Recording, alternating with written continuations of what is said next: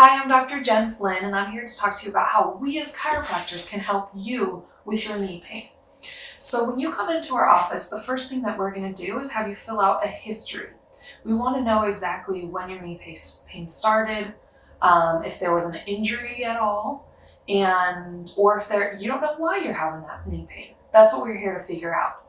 So once we do that, we'll be able to assess the knee, touch it, feel it, move it around, stress it a little bit, and see what causes that pain, what brings on that pain or dysfunction. After that, we'll take x-rays of your hips and your knees. Like I said, knee pain can be caused by lack of mobility in the hips, and if your hips are not lined properly, that's going to put a lot more stress on one knee versus the other. You're not able to stand with equal weight on both knees.